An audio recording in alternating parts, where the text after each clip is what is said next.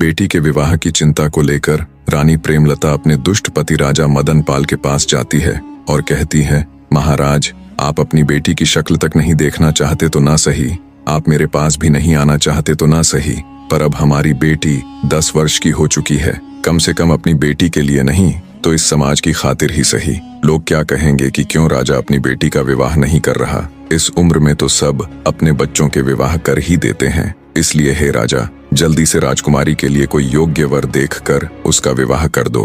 अनमने ढंग से रानी प्रेमलता की बात सुन रहे राजा ने जब उनकी बातों पर विचार किया तो सोचा, रानी ठीक ही कह रही है, सब क्या सोचेंगे। इसी विचार के साथ राजा ने राजकुमारी तारावती के लिए ना चाहते हुए भी वर ढूंढना शुरू कर दिया और कुछ ही दिन बाद पास के ही एक प्रतापगढ़ नामक राज्य में राजकुमारी तारावती का रिश्ता पक्का कर दिया। प्रतापगढ़ के ऊपर उन दिनों राजा धर्मपाल का शासन था। उनका एक ही पुत्र था जिसका नाम अभिमन्यु था। तय समय पर युवराज अभिमन्यु के साथ राजकुमारी तारावती का विवाह संपन्न हो जाता है। ऐसे ही समय बीतता गया। राजकुमारी तारा अब 18 वर्ष की हो चुकी थी। वो अब पहले से भी कहीं अधिक सुंदर हो गई थी। राजकुमारी तारा को भगवान ने जितना सुंदर रूप दिया था वैसी ही उसकी बुद्धि भी थी। राजकुमारी तारावती का गोना जाने यानी ससुराल में रहने जाने का समय भी निकट आ गया था। जैसे जैसे राजकुमारी के ससुराल जाने का दिन नजदीक आ रहा था वैसे वैसे रानी प्रेमलता का स्वास्थ्य भी गिरता जा रहा था। जब रानी प्रेमलता को लगा कि वो अब नहीं बच पाएंगी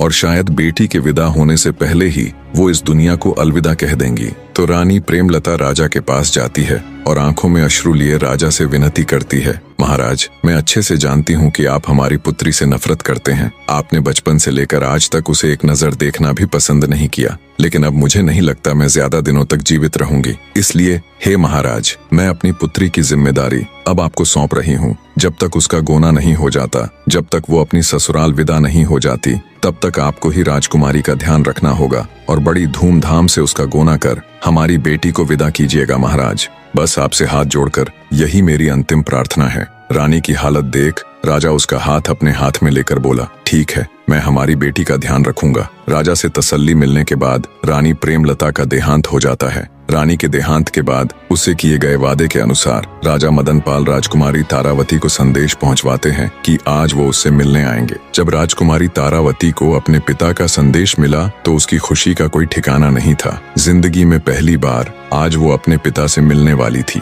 दरबार के कामों से निवृत्त हो जब राजा राजकुमारी तारावती से मिलने जनाना महल जाते हैं और उसे आवाज लगाते हैं, तब राजा की आवाज सुन जैसे ही राजकुमारी तारा राजा के सामने आती है तो राजकुमारी तारा को देखते ही मदन पाल सुन्न पड़ जाता है। बने रहे।